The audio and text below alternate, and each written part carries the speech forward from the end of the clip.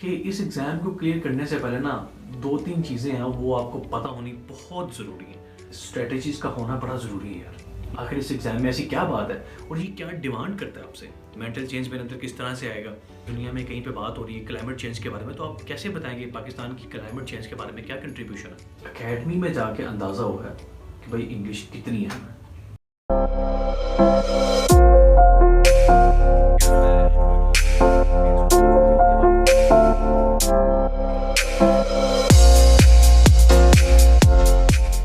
अस्सलाम वालेकुम जनाब, आज है 29 जनवरी 2022। ये वाला जो मंथ है ना यार, बड़ा ही प्रोडक्टिव है।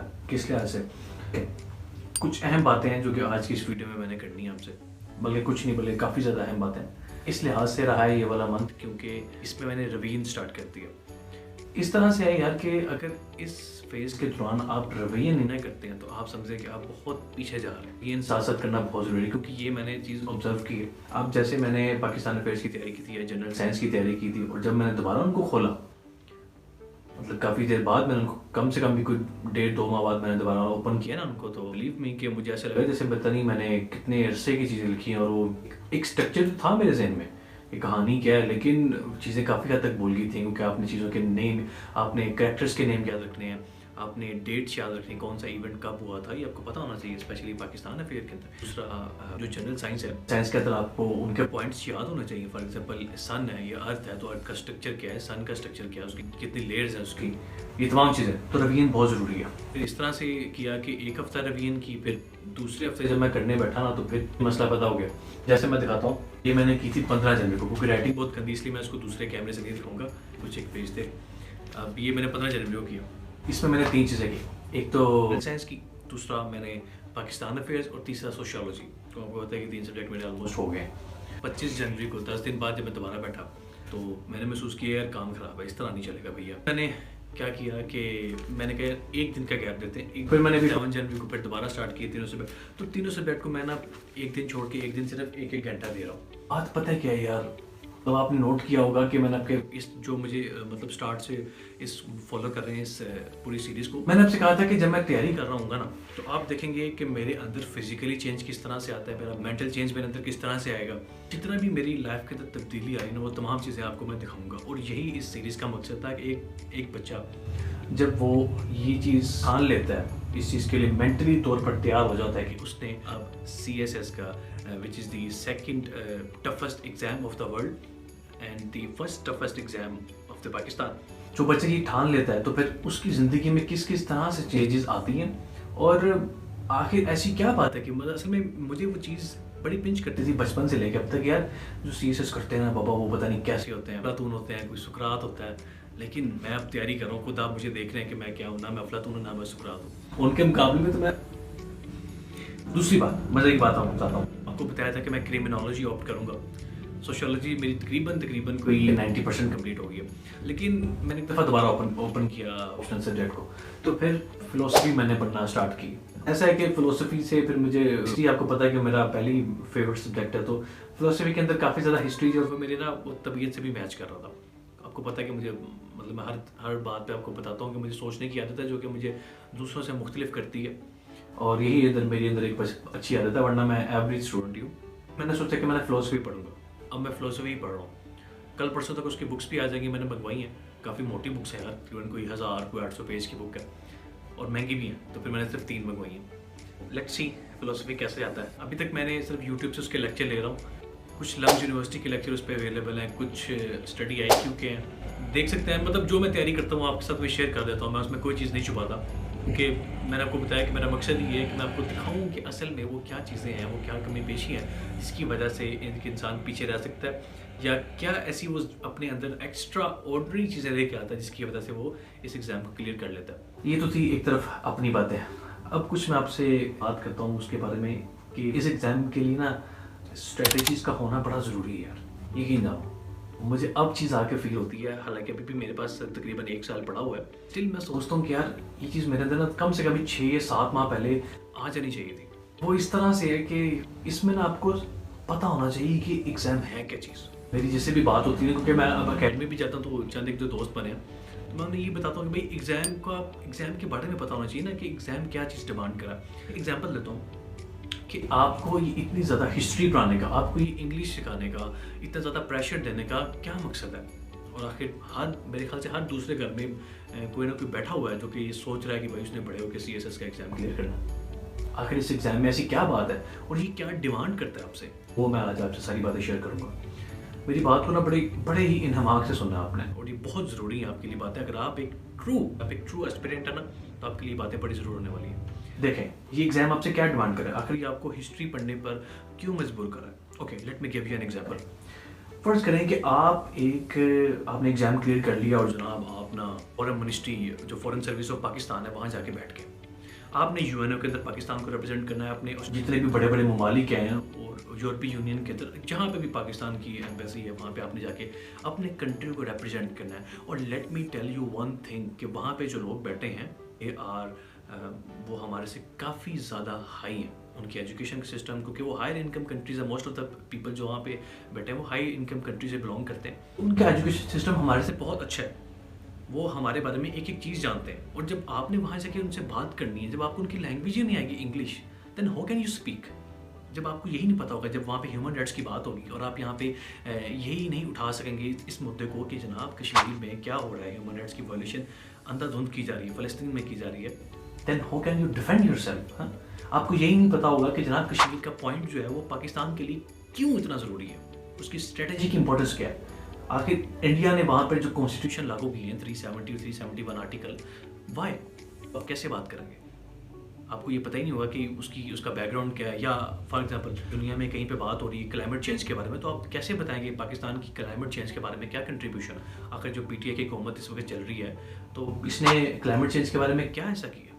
सारे जितने भी आप अहम टॉपिक उठा लें, चले हम फॉरेन मिनिस्टर से बाहर आते हैं। जनाब आप बन गए हैं SP बन गए, फॉर एग्जाम्पल आपने एग्जाम दिया, आप SP बन गए। अब SP बनने के बाद आपको पाकिस्तान के अंदर लॉ एंड ऑर्डर को मेंटेन करना है।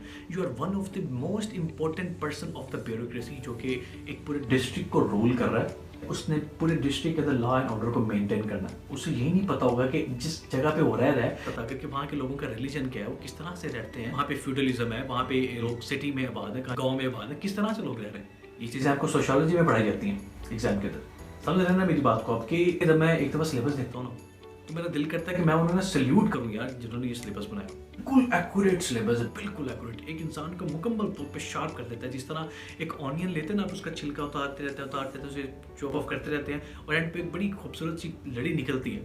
तो यकीन जाने कि आप पूरे टेन्योर के अंदर आप इस तरह से उभर के बाहर आते हैं, एक साफ शफाफ इंसान बन के, जो कि हर तरह की चीज़ों को समझता है। वो मुश्किल से मुश्किल चीज़ है, चाहे वो आसान से आसान है। वो दुनिया का कोई ऐसी सब्जेक्ट नहीं होगा जो उसे समझ नहीं आएगा। प्रॉपर एक स्कॉलर बना देता है आपको ये पूरा जर्नी। चाहे आपका एग्जाम क्लियर हो या ना हो, वो एक अलग पॉइंट है, लेकिन अगर आप इसको कॉन्सेप्चुअली पढ़ें। दूसरे मज़े की बात आपको बताता हूँ, मेरा नहीं ख्याल कि यूट्यूब पे कोई एक ऐसी वीडियो होगी, एक भी अभी तक, जो कि मैंने ना देखी हो, जिस पे टैग हो ना CSS का। कोई ऐसी वीडियो नहीं है जो कि मैंने नहीं देखी। बेशक वो किसी लल्लू बंदे की है, किसी के 200 व्यूज़ हैं, किसी के 150 हैं, जिस मतलब हर जगह दिल करता है मुंह उठा के वीडियो बना देता है, लेकिन मैंने देखी है। उसकी वजह मैं नहीं चाहता कि, क्योंकि कंपेटिटिव एग्जाम है, ये एग्जाम है कंपटीशन का, तो मैं नहीं चाहता कि मैं अपने अंदर कोई ऐसा वीक पॉइंट रहने दूँ। हो सकता है वो पॉइंट मुझे मिलते जो कि मुझे पहले ना पता हो। कहने का मकसद ये है कि मैं इसमें किसी भी किस्म का रिस्क नहीं लेना चाहता। ये तरीका है, ये भी आप ऑप्ट कर सकते हैं कि रिस्क ना लें। दूसरी मजे की चीज़ मैं आपको बताता हूँ। दूसरी ये चीज़ है यार कि मैंने जितनी भी अकेडमीज के लेक्चर लिए हैं, जितना भी मैंने यूट्यूब पे जितने भी लोगों को सुना है जो कि इस कम्पिटिटिव एग्जाम के बारे में बताते हैं, वो ज़्यादातर बताते हैं कि आप ये कर लें, आप ये कर लें, आप ये कर लें, इस तरह से पढ़ना चाहिए, ये करना चाहिए, वो करना चाहिए। ठीक है, मतलब जो कश्मीर के लेक्चर भी पढ़े हुए हैं उसके ऊपर वो यही पढ़ा हो कि जनाब कश्मीर में ये हुआ, ये हुआ, ये हुआ। एक बात मैं आपको बताऊं यार कि इस एग्जाम को क्लियर करने से पहले ना 2-3 चीज़ें हैं वो आपको पता होनी बहुत ज़रूरी है, तब ये आपको समझ आएगा आज की दुनिया के बारे में। अदरवाइज आपको समझ नहीं आना कि कश्मीर का इशू क्या है, आपको नहीं पता लगना कि इसराइल और फ़लस्तीन की क्या लड़ाई चल रही है, आपको नहीं पता लगना कि ईरान में और सऊदी अरब में जो कोल्ड वार चल रही है उसका आपको नहीं पता लगना पाकिस्तान ने अफगानिस्तान में रशिया को हराया है, उसके पीछे कॉन्सिक्वेंसेस क्या थे। अगर आपको उन 2-4 चीज़ों के बारे में नहीं पता, तो आपको किसी भी दुनिया में इस वक्त मौजूदा तौर पर जो गेम्स चल रही है ना बड़ी आपको उनके बारे में बिल्कुल नहीं पता लगेगा। सबसे पहले आपको जानना है वर्ल्ड मैप के बारे में। इंशाल्लाह अगर मैं सिलेक्ट हो गया ना तो मेरी बड़ी ख्वाहिश है कि मैं ना जो लेक्चर दूँ, जिस बच्चे को वर्ल्ड मैप पता ना उसे सारी स्ट्रेटेजिक लोकेशंस का पता है, उसे पता है कि भाई किस जगह पर क्या हिसाब चल रहा है, कितना बॉर्डर कौन से कंट्री के साथ कौन सा कंट्री शेयर करता है। अगर पाकिस्तान के लिए इतनी क्या ज़रूरत पड़ी कि वो तालिबान को, इस हुकूमत को वहाँ पे सपोर्ट करें, कोई तो वजह है ना। पाकिस्तान वगैरह 2200 किलोमीटर का उनसे बाउंड्री शेयर करता है जिस पे फेंसिंग नहीं लगी हुई है, और उसके कॉन्सिक्वेंसेस तो हमने पिछले अपनी सदियों में देख लिए। मुझे याद है मैं स्कूल जाता था और एक भी दिन ऐसा नहीं गुजरता था, सुबह जब पापा ने हेडलाइन लगानी ना, एक भी दिन ऐसा नहीं गुजरा सर, यकीन जाने जिस दिन मैंने ये ना सुना कि फलां जगह पर धमाका हो गया और इतने बंदे मर गए। तो आखिर पाकिस्तान के लिए कोई तो वजह है वहाँ पे तालिबान की हुकूमत को सपोर्ट करने की। सेम इस तरह अगर आपको ये नहीं पता कि इसराइल और फ़लस्तीन में आपस में उनका बैकग्राउंड क्या है, आपको दोनों के रिलीजन का ही नहीं पता, आपने इस्लाम को पढ़ा तो है लेकिन इस्लाम को आप जानते भी हैं, लेकिन आप इस्लाम को उस तरह से नहीं जानते। मैं आपको किस पॉइंट पे लाना चाह रहा हूँ, मेरी पॉइंट समझें। एक पहले आपको वर्ल्ड मैप के बारे में पता होना चाहिए, दूसरा आपको पता होना चाहिए वर्ल्ड हिस्ट्री के बारे में। आपको एग्जैक्टली पता होना चाहिए वर्ल्ड हिस्ट्री के बारे में, पता होना चाहिए कि पुरानी सिविलाइजेशन कौन सी हैं, और आपको पता होना चाहिए कि जनाब आखिरकार ये तमाम दुनिया जो हम आज देख रहे हैं ये किस तरह से वजूद में है। मैं आपको बड़ी अहम बात बताने लगूँ कि जो इंसान क्वेश्चन रेज नहीं ना करता, जो ये नहीं सोचता कि क्यों और कैसे, वो बंदा कंपेटिटिव एग्जाम कभी क्लियर नहीं कर सकता। फिर आप पूछेंगे आप कश्मीर के इशू के बारे में क्या जानते हैं, वो आपको बता देगा कि 350 370 का आर्टिकल ये कहता है, 371 का आर्टिकल ये कहता है। पेपर में ये क्वेश्चन नहीं आना कि 370 का आर्टिकल क्या कहता है, ये 371 आर्टिकल क्या है, उसने क्यों लागू किया, नहीं। आपसे कॉन्सिक्वेंसेस पूछेगा, वो आपसे इम्पैक्ट पूछेगा। आगे देख ले पाकिस्तान अफेयर्स का, कश्मीर इशू पे डायरेक्ट ऐसा नहीं क्वेश्चन आ जाता। ये भी मैं आपको बता दूं कि कभी भी पेपर के अंदर डायरेक्ट हिस्ट्री नहीं आती। Let me give you an example, जैसे मुगल एम्पायर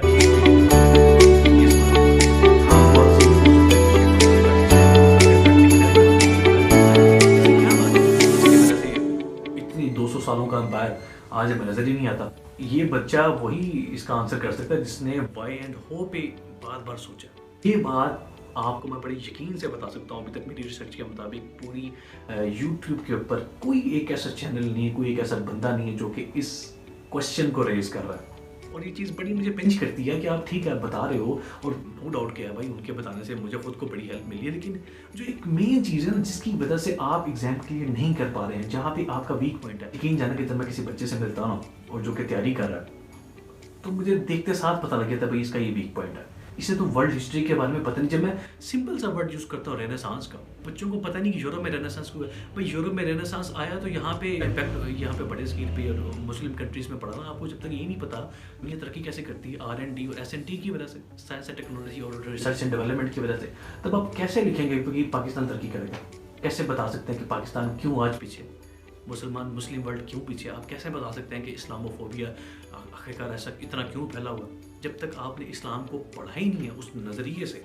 आपने इस्लाम को पढ़ा हुआ जो आपके उलमा या आपके मौलवी कराम पढ़ाते हैं, बस हम आपकी सोच से पढ़ें। ये मैं आपको बड़े पते से बता रहा हूँ, ये जब तक आप इसको यूज़ नहीं ना करेंगे, यकीन जाने आप एग्ज़ाम आप गलतफहमी में है एग्ज़ाम क्लियर कर जाएंगे। नहीं, मैं आपको बता रहा हूँ कि मैंने सिलेबस देखा और जब मैंने क्वेश्चन पेपर देखा तो मैंने उन्हें सल्यूट किया कि भाई ये एग्ज़ाम वही बंदा क्लियर कर सकता है जिसे हो एंड वाई के बारे में पता है। और हमारी अकेडमीज़ में यकीन जाने 4 या 5 या 6 माह के कोर्सेज़ हैं जिसमें वो पूरी CSS की तैयारी करवा देते हैं। आप देख लोगे कि इसीलिए मैंने कोई अकेडमी ज्वाइन नहीं की है, मतलब मैंने अकेडमीज़ के टेस्ट दिए, मैंने एडमिशन ले लिया, लेकिन मैं रुक गया, मैंने फीस जमा नहीं कराई। सोचा भैया कि यार इतना बड़ा सिलेबस है, 4 माह में कैसे तैयार हो जाएगा, मेरी समझ में नहीं आ रहा, आ भी नहीं सकता, क्योंकि नामुमकिन बात है, नामुमकिन बात। यारी आपको खुद से घर बैठ के यहाँ से, मतलब यूट्यूब से आपको काफ़ी हेल्प मिल रही है। आप तो मेरी वीडियो से भी आप काफ़ी हेल्प ले रहे होंगे, क्योंकि आप देख रहे हैं कि मेरी स्ट्रेटजी क्या है। मैंने सिर्फ इंग्लिश की अकेडमी ज्वाइन की है, उसकी वजह ये है कि इंग्लिश को साथ साथ लेके जाना बड़ा ज़रूरी है। अभी हम इंग्लिश पे भी बात करते हैं। तो एक वर्ल्ड मैप के बारे में, दूसरा वर्ल्ड हिस्ट्री के बारे में आपको पता होना चाहिए, तभी आप डोर्स को कनेक्ट करेंगे। जब आप डोर्स को कनेक्ट करेंगे ना साथ साथ, अच्छा फॉर एग्जाम्पल जनाब अगर यहाँ पे मुगल एम्पायर यहाँ पे आ रहा था 1526 के अंदर, जब यहाँ पे आया तो उसी तकरीबन कुछ साल का पहले 15वीं सेंचुरी के अंदर वहाँ पे अमेरिका भी दरियाफ्त हो गया। जो सुपर पावर रहा है UK, यूनाइटेड किंगडम, उसने पूरी दुनिया में जहाँ जहाँ उसने कब्जा किया वहाँ पे उसने अच्छी खासी लूट मार मचाई है। आप तब तक ये चीज़ नहीं समझ सकेंगे कि अंग्रेज़ों की स्ट्रेटजी क्या थी वो बड़े स्केल में आने की। आखिर क्या सोच कर आए थे। देखिए ना, आप जब तक ये नहीं समझ पाएंगे आपको कैसे पता लगेगा कि भाई यार पाकिस्तान के दरमियान इतनी बड़ी बाउंड्री क्यों लगी है। आपको ये नहीं पता लगेगा कि जो ड्यूरेंट लाइन है, जो पाकिस्तान और अफगानिस्तान की बाउंड्री है, जिसे आज तक अफगानिस्तान कबूल नहीं करा और हमारे लिए आज भी वो मसला बना हुआ, कैसे समझेंगे आप जब तक आपको बड़ी हिस्ट्री के बारे में नहीं पता। तो भैया ये चीज़ें बड़ी ज़रूरी हैं। मैं आपको सही बता रहा हूँ, अगर आपको इन चीज़ों के बारे में नहीं पता देन आप बड़ी गलत फहमी में मुब्तला है कि आप ये एग्ज़ाम कर लेंगे। नहीं हो सकता, इम्पॉसिबल। हाँ, आप तैयारी कर सकते हैं लेकिन क्लियर नहीं कर सकते, और बाद में आप वो लेबल लगा लेंगे भाई मैंने एग्ज़ाम दिया था, मैंने भी दिया हुआ एग्ज़ाम। अगर आपने ये करने के लिए करना तो फिर तो आप फिर ठीक है, फिर आप चल रहे तो चल रहा, लेकिन आप एक ट्रू एस्पायरेंट है ना, ट्रू एस्पायरेंट अगर आप सच्चे दिल से चाहते हैं कि yes I want to clear this exam, तो फिर आपको ये चीज़ें करनी पड़ेगी। और ज़्यादा वक्त नहीं है इस वक्त, तो आप यूट्यूब से काफ़ी डॉक्यूमेंट्रीज़ हैं। एक बुक मैंने शायद शेयर की हुई है वर्ल्ड हिस्ट्री की, BV राव की, वो आप पढ़ लें। और दी 100 जो बुक है वो पढ़ना बड़ी ज़रूरी है। मैं बुक्स तो बहरहाल शेयर करता रहता हूँ आपके साथ। अब आते हैं दूसरी बात पे, वो है इंग्लिश। यकीन जाने कि मुझे एकेडमी में जाके अंदाज़ा हुआ है कि भाई इंग्लिश कितनी है। वैसे तो मैं मतलब हर टीचर यही कहता था, यूट्यूब पर भी स्पेशली जो डॉक्टर मनव्वर हैं पंजाब यूनिवर्सिटी वाले, यही कहते थे ये एग्ज़ाम इंग्लिश का। और यकीन जाने कि मुझे अब जाके एहसास होता है कि इंग्लिश कितनी ज़्यादा है। अगर आपको इंग्लिश नहीं आती है यू कैन नॉट राइट। मेरी बात को बड़े गौर से सुना आपने ऐसे लिखना, कम से कम भी ऐसे होता है 4000 वर्ड्स का, तकरीबन ये बन जाते हैं कोई 20 से 30 या 40 सफ़े। चले हम मान लेते हैं 40 पेजेस बन जाते हैं। तो 40 पेजेस का आपने ऐसे लिखना है। जब तक आप सेल्फ राइटिंग नहीं कर सकते हैं then you are not capable to pass this paper. तो सेल्फ राइटिंग के लिए क्या ज़रूरी है जनाब? सेल्फ राइटिंग के लिए सारी ग्रामर की A to Z चीज़ें, आपको रूल्स के बारे में एक क्लियर कट। इंग्लिश में ना किसी भी किस्म का कंप्रोमाइज़ नहीं है, आप कोई भी चीज़ नहीं छोड़ सकते। मैं आपको एग्जांपल देता हूँ, आपने प्रेपोजिशंस करनी है, आपने उसमें सबसे ज़्यादा हम गलती करते हैं, और सबसे ज़्यादा जो मुझे मुश्किल आ रही है ना वो प्रेपोजिशंस के अंदर आ रही है। अब वो किसी हिस्ट्री की तरह नहीं है या किसी फिलोसफी की तरह नहीं है कि मैं आपको समझा सकूँ। वो बस रूल्स हैं और वो लगने हैं तो लगने हैं। उसमें क्रैमिंग है काफ़ी ज़्यादा। ईडियम्स हैं, अब मैं आपको क्या बताऊँ कि अब आपके मतलब ज़िंदगी में हम ईडियम्स तो इंग्लिश के ईडियम्स तो नहीं यूज़ करते हैं, वो तो सिर्फ लिखाई में समझ आते हैं। तो इसीलिए मैं इंग्लिश के बारे में सबसे कम बोलता हूँ, क्योंकि एक तो इसलिए कि जो वीडियो देख रहा है कहीं वो खौफजदा ना हो जाए कि भाई इंग्लिश तो बड़ी मुश्किल है, ये तो मैं कैसे क्लियर करूँगा। हालांकि इंग्लिश मुश्किल नहीं, ये आती है कंसिस्टेंसी के साथ, और इसको आपने डेली बेस पे करना होता है। इसमें कोई छुट्टी नहीं है, यकीन जानो। और जब से मैं अकेडमी जा रहा हूँ ना, मज़े की बात आपको बताता हूँ कि मैंने कोई दिन ऐसा नहीं होगा जिस दिन मैंने इंग्लिश नहीं पढ़ी। अकेडमी का काम मैं लास्ट टाइम भी बताया था, मैं 5% अबव करके जाता हूँ, ज़्यादा करता हूँ हमेशा, यूज़ करें। तो इस तरह के काफ़ी वर्ड मैंने लिखे हुए हैं, वो भी मैं अक्सर आपके साथ शेयर करते रहता हूँ। जैसे ये एक आर्टिकल था रेफ्यूजी डिबेट का, उसमें मैंने मुश्किल वर्ड सारे लिख लिए, ठीक है, इस तरह से। अब जिस तरह एक आर्टिकल था द डेंजर इन अफगानिस्तान, तो उसमें ये सारे वर्ड्स लिखे हुए हैं। उसके बाद मैं इनको मतलब ट्राई करता हूँ कि ये मुझे मेमोराइज हो जाए इस तरह से। अब ये फेमीन थ्रेट एक आर्टिकल था, तो उसके बारे में मैंने ये सारे वर्ड लिखे हैं, ठीक है। और हम थे प्रेपोजिशंस होगी, वोकैबुलरी हो गई, ईडियम हो गए, उसमें आ जाते हैं फिर टेंसेस, सबसे अहम टेंसेस 12 के 12, एक्टिव वॉइस भी, पैसिव वॉइस भी। उसके बाद फिर डायरेक्ट इनडायरेक्ट, उसके बाद करेक्शंस। कई ऐसे सेंटेंसेस हैं जो कि हम डेली लाइफ में यूज़ करते हैं लेकिन वो टेंसेस के अंदर नहीं आते, तो उनको हम फिर करेक्शंस के अंदर यूज़ करते हैं, ठीक है। तो करेक्शंस हो गई हैं। फिर इस तरह के और भी चीज़ें जो कि पेपर में आती हैं, जैसे प्रेसी राइटिंग होगी, कंप्रीहेंशन हो गया। तो ये चीज़ें बात की है, प्रेसी भी बात की है, कंप्रीहेंशन भी बात की है, ऐसे राइटिंग भी बात की चीज़ है। सबसे अहम जो चीज़ है वो है tense making with true structure. तो इस तरह से चीज़ें। और फिर आप एक मज़े की बात देखें कि आपके जितने भी बाकी पेपर हैं, यानी 1000 मार्क्स के आपके पेपर निकाल दें इंग्लिश को छोड़ के दोनों को, तो उसमें आपने इंग्लिश में लिखना है। 20 मार्क्स का क्वेश्चन है, कम से कम भी आपने 3 से 4 या 5 पेजेस का तो एक क्वेश्चन तो अटेम्प्ट करना ही है। वो भी एक शॉर्ट ऐसे ही है, शॉर्ट ऐसे होता है। और वो भी आप यार तभी लिख पाओगे जब आपकी ग्रिप होगी लिखने में।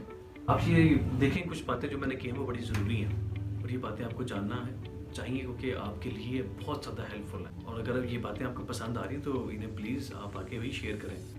कि मैं आपको एक बात बताता हूँ कि मैं आपसे कुछ भी नहीं छुपा रहा अपना, और मतलब आप देख रहे हो यार तमाम चीज़ें जो मैं कर रहा हूँ वो मैं आपको दिखाता हूँ। इवन कि मैं जो भी नोट्स बना रहा हूँ वो मैं आपको दिखा रहा हूँ, जितने भी मैप्स हैं, जो पॉइंट्स में जो बुक्स जिनसे मैं पढ़ रहा हूँ वो सारी मैं आपको पहले दिखाता हूँ। यार ये बुक है, इससे मैंने ये पॉइंट लिया है। जो भी नोट्स में इवन के वर्ल्ड बैंक की रिपोर्ट थी या वट जो भी मेरे पास थी मटीरियल सारा यूट्यूब पे मैं देखता हूँ, वो भी मैं आपको बताता हूँ कि भाई फला चैनल है, इनको आप जाके लाजमी सुने जो आपको बहुत हेल्प करेंगे, ठीक है।